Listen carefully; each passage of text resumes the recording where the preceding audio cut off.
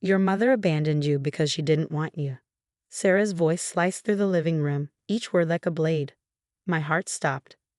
Standing frozen in the kitchen doorway, I watched as my sister-in-law crouched to my children's eye level, her expression carefully schooled into something resembling sympathy, but underneath, something dark lurked.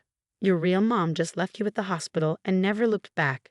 She continued, her voice dripping with false concern. You should be grateful Amanda took you in. I felt the mug slip from my fingers, ceramic shattering against the hardwood floor. 3 heads snapped toward me. Sarah's lips curled into a satisfied smirk before quickly smoothing into mock innocence. Oh, Amanda. I didn't see you there, she said, standing and adjusting the cuffs of her designer blouse. I just thought the kids deserved to know the truth. Secrets aren't healthy in a family, right? Sophie and Lucas stood rooted to the spot, their small faces twisted in confusion and pain. 8-year-old Sophie's lip trembled as she shook her head. But Mommy said. Mommy lied. Sarah's words were as sharp as knives, precise and deliberate. She's been lying to you from the beginning. I found the paperwork. Your real mother didn't want you. She walked away and never looked back. Lucas let out a small whimper and ran to me, gripping my legs tightly. Sophie didn't move. Tears slipped down her cheeks, her breath coming in shallow, uneven gasps. Is it true, Mommy? She whispered. Did our real mom not want us? My throat tightened. The story of their adoption was one of love and sacrifice, not abandonment. Jessica, their birth mother, had made the hardest choice imaginable, not because she didn't love them, but because she loved them too much to let them suffer. I had always planned to tell them the full story when they were ready, not like this, not ripped open by someone who wanted to hurt them. I took a steadying breath. Go to your rooms, sweethearts. We'll talk in a little bit. Sophie hesitated, glancing between me and Sarah.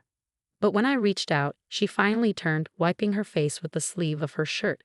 I waited until they disappeared up the stairs before rounding on Sarah, my voice shaking with fury. How dare you? Sarah met my glare, unbothered. I'm just looking out for my niece and nephew. They deserve to know the truth. That wasn't the truth. That was cruelty.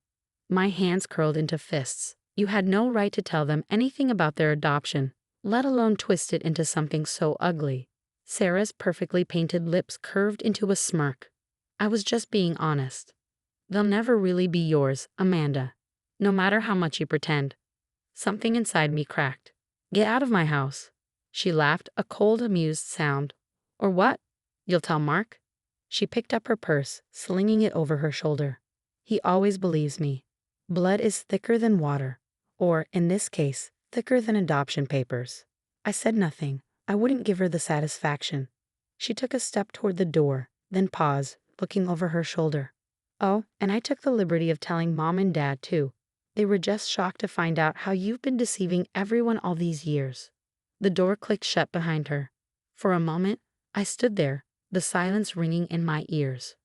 Broken ceramic, spilled coffee, the ghost of my children's shattered trust. Then, my phone buzzed. A message from my mother-in-law. Family meeting tonight. We need to discuss your deception. Deception. As if love could be measured in blood. As if every scraped knee, every lullaby, every sleepless night spent holding them through fevers counted for nothing. Upstairs, muffled crying seeped through the walls. I forced my feet to move, one step at a time, until I reached Sophie's room. The door was slightly open. Inside, my children sat huddled together on the bed, their small shoulders shaking. Sophie lifted her tear-streaked face. Why did you tell us? She asked. Why did you lie? I sank onto the edge of the bed, opening my arms. For a moment, they hesitated. Then, slowly, they crawled into my embrace, curling against me like they had when they were babies. I never lied to you, I murmured, stroking Lucas's hair. Your story is beautiful and special. I was waiting until you were older to share all of it. What Aunt Sarah told you wasn't the truth. Lucas sniffled. But she said she saw papers. Papers don't tell the whole story, sweetheart. I kissed the top of his head. Your birth mother loved you very much. So much that she wanted to make sure you had the best life possible, even if it meant she couldn't be the one to give it to you. Sophie wiped at her eyes. Then why did she give us away? I opened my mouth to answer. Boom, boom, boom. Heavy footsteps thundered up the stairs. Mark. The bedroom door flew open, and my husband stood in the doorway, his face flushed with anger. Amanda, what the hell is this? Sarah told me you've been lying to my parents about the kids' adoption.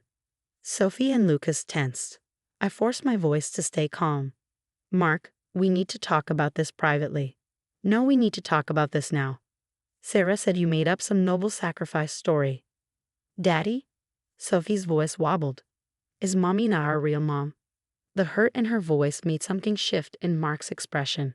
His gaze flicked to our children, really seeing them for the first time since stepping into the room. Their tear-streaked faces, their trembling hands. His anger wavered. He let out a slow breath. Kids, go play in Lucas's room for a bit. Mommy and I need to talk. After they left, I stood. You believed her. Mark hesitated. She found papers, Amanda. Papers she had no right to go through. What was she even doing in our attic? He ran a hand through his hair, exhaling sharply. She was helping Mom look for old photo albums. That's not the point. No, Mark. The point is that your sister just told our children they were unwanted, that their mother threw them away, and you're standing here, defending her instead of them. Silence. Mark swallowed. She said the documents prove. The documents don't prove anything except what she wants you to believe. You want the truth? Fine. Go to the attic. Behind the Christmas decorations, there's an old blue trunk. Open it. His brow furrowed. Amanda. Go, Mark. I turned, walking toward Lucas's room. I didn't need to see his reaction. I already knew what he would find. The letters. Dozens of them. Each one written by Jessica, year after year, asking about the children she had loved enough to let go. The attic was silent except for the rustling of old paper and the occasional shuffle of Mark's footsteps. I sat on the floor with Sophie and Lucas, holding them close, trying to steady my racing heart as we waited. He was seeing them now. The truth I had protected all these years. The letters. Dozens of them, carefully preserved in plastic sleeves, each one dated in Jessica's neat, looping handwriting. Their birth mother had never abandoned them. She had loved them enough to make the hardest choice imaginable. And now, finally, Mark was seeing it for himself. A loud thud echoed from above, followed by the sound of hurried footsteps on the attic stairs. Sophie flinched. Lucas buried his face in my shoulder. Then Mark appeared in the doorway, his face pale, his hands shaking as he clutched a stack of familiar envelopes. His mouth opened, but for a moment no words came out. Then, finally, Amanda, these letters. I nodded slowly. They're from Jessica, the woman your sister claims heartlessly abandoned her children. He swallowed hard, his gaze darting between me and the papers in his hands. Then he looked down at the one on top, his fingers tracing the delicate ink. His voice cracked as he began to read aloud. December 15th. Dear Sophie and Lucas, today was my ultrasound. I saw both of you for the first time, my beautiful twins. I wish things were different. I wish I could give you the life you deserve, but I know I can't. Not now, not with my illness. Choosing adoption is the hardest decision I've ever made, but it's the most loving thing I can do for you. Sophie scooted closer, peering at the paper. Can I see? Mark hesitated, looking at me as if seeking permission. I nodded. They deserve to know the truth. All of it. Carefully he pulled Sophie into his lap while Lucas pressed against his side. I reached for their small hands, squeezing gently. Your birth mother wrote you letters throughout her pregnancy, I explained softly. And she kept writing, even after you were born. Even after. Lucas lifted his head, his wide eyes searching mine. After what, Mommy? I took a steady breath. After she knew she wouldn't survive her illness. My voice wavered, but I forced myself to keep going. She wanted to make sure you always knew how much she loved you. That choosing adoption wasn't about leaving you. It was about giving you your best chance. Mark pulled out another letter, his voice thick with emotion. My dearest babies, I met your future parents today. Amanda and Mark. They're everything I prayed for. Amanda has so much love in her eyes when she looks at the ultrasound photos. I know in my heart she'll be the mother you deserve, the mother I wish I could be. Sophie let out a soft, hiccuping sob. But Aunt Sarah said. Mark's grip tightened protectively around her. Aunt Sarah was wrong. His voice was firm, unwavering. Very wrong. And she had no right to tell you otherwise. Heavy footsteps sounded on the stairs. Sharp. Quick, Sarah.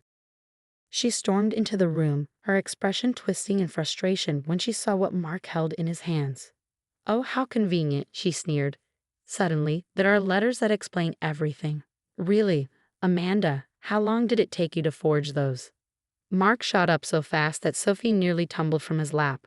His entire body was rigid with fury. That's enough, Sarah. She let out a breathy laugh, incredulous.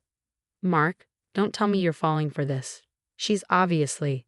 I said enough. His voice boomed through the room, shaking with a rare, barely contained rage.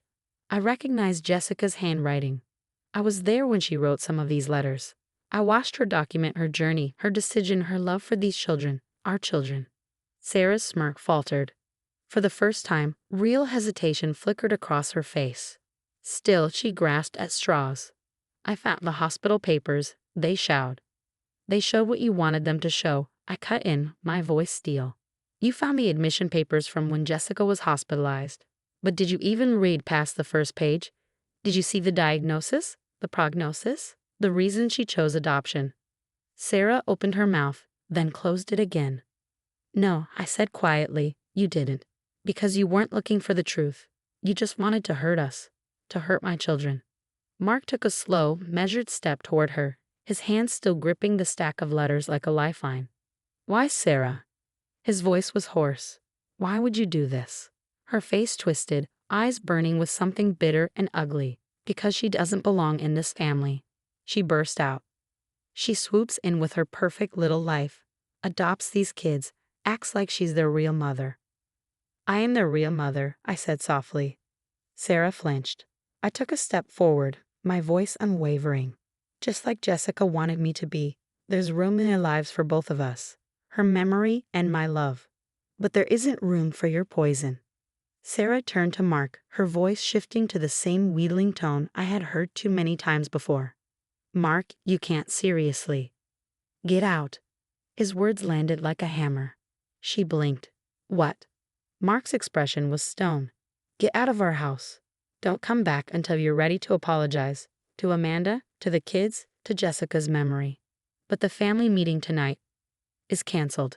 His voice was ice. I'll talk to Mom and Dad myself. I'll show them these letters. I'll make them understand what you've done. Sarah stood frozen, her mouth opening and closing, fury and disbelief warring on her face. Then she spun on her heel and stormed out. Moments later, the front door slammed, the sound echoing through the house like a gunshot. Silence settled. Then, can we read more of the letters? Sophie's voice was small, hesitant, but no longer filled with the same deep hurt. I sank onto the floor, opening my arms. Of course, sweetheart. Mark settled beside me, pulling Lucas close. I unfolded another letter, smoothing out the delicate pages, and began to read. Jessica's words filled the room, wrapping around us like a warm embrace, painting a story not of loss, but of love. Two mothers, bound by sacrifice and devotion. Mark's arm tightened around me. His voice was a whisper, just for me. I'm so sorry. I should have trusted you. I leaned into him, still reading. There was more to talk about: trust, loyalty, family. But for now, the only thing that mattered was this moment. And the truth finally shining through. 2 weeks after Sarah's attempt to unravel our family, I stood in the attic, carefully slipping Jessica's letters into a leather-bound album. Each page held a piece of the story our children deserved to know. One of love, sacrifice, and the truth that had nearly been stolen from them. Footsteps creaked behind me. Need any help? Mark's voice was soft, hesitant. I turned to see him climbing the last few attic steps, carrying 2 steaming mugs of coffee. Thanks, I murmured, accepting one. I took a sip, letting the warmth settle me. I thought it was time to make these more accessible. Sophie asked to read them again last night. Mark lowered himself onto the floor beside me, picking up one of the letters. He ran his fingers along the edges of the delicate paper, his expression unreadable. You know, he said, voice thick with memory, I'd almost forgotten some of these little details. Like how Jessica used to play classical music for them because she read it was good for brain development. I smiled. And how she craved spicy food through her whole pregnancy. Sophie definitely inherited that. Did you see her putting hot sauce on her scrambled eggs this morning? A soft chuckle escaped him, and for a moment we sat in a stillness, surrounded by the weight of history and the comfort of healing. The past 2 weeks had been a reckoning. When Mark showed the letters to his parents, their horror at Sarah's actions had been immediate. The family meeting she had planned to expose me had, instead, become a painful confrontation about her own cruelty. Mark broke the silence first. Mom called earlier. He hesitated, tracing the worn edge of an envelope. Sarah's starting therapy next week. I stilled. Apparently, this wasn't just about us, he continued. She's been struggling with infertility for years. Mom thinks that's where some of her bitterness came from. Seeing us with Sophie and Lucas, a deep ache settled in my chest. That doesn't excuse what she did. No, Mark agreed, his voice firm. It doesn't. But it explains some of it. She and Tom have been trying for so long, and instead of asking for help, she lashed out. I exhaled slowly, absorbing that. She could have talked to us. I know, his hand found mine. But Sarah's never been good at vulnerability. She'd rather burn bridges than admit she's drowning. A small noise came from the attic stairs.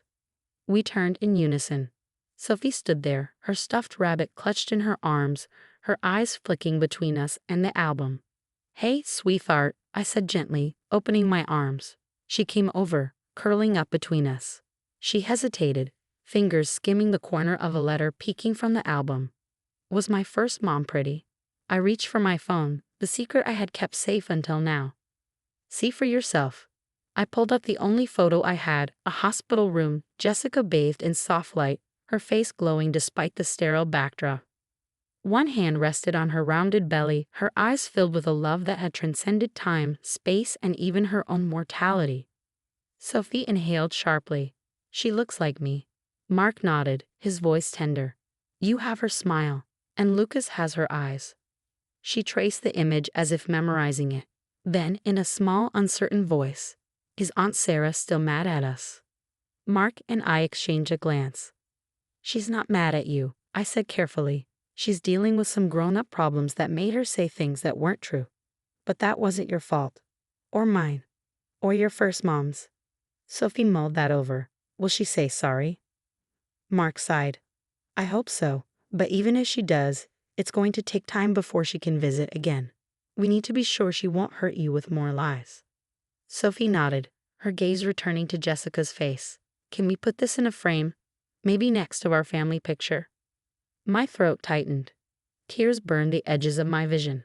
Of course, I whispered. Would you like to help me pick the perfect spot? That evening, we hung Jessica's photo in the living room. Lucas insisted on making a construction paper frame, decorated with bright yellow stars. First Mom loved looking at stars, he explained solemnly. I smiled, brushing his curls. She would have loved this, buddy. Later, as I tucked them into bed, Sophie rolled onto her side, watching me with wide, thoughtful eyes. Mommy, she whispered. Yes, love. Is it okay to love both my moms? Emotion swelled in my chest, too big, too full. I smoothed a hand over her hair, pressing a kiss to her forehead. Of course it is, baby. Love doesn't divide, it multiplies. Your first mom loved you so much that she made sure you have another mom to love you too. I brushed my thumb over her cheek. You have double the love, and that's a beautiful thing. The next morning, I slipped one final note into the back of the album. Dear Sophie and Lucas, your story is one of love, courage, and hope. Jessica gave you life and made the bravest choice a mother can make. I promise to honor her gift by loving you with all my heart every single day. You were never abandoned. You were chosen. Twice over, once by a mother who loved you enough to let you go, and again by a mother who loved you enough to bring you home. Love always, Mom. Sometimes, the hardest truths lead to the most beautiful endings. Sarah had tried to break us, but in doing so, she had only made us stronger. Because love, real love, doesn't shatter under pressure. It endures, it heals, it multiplies. And in the end, it leaves a legacy that no bitterness, no resentment, no lie can ever erase.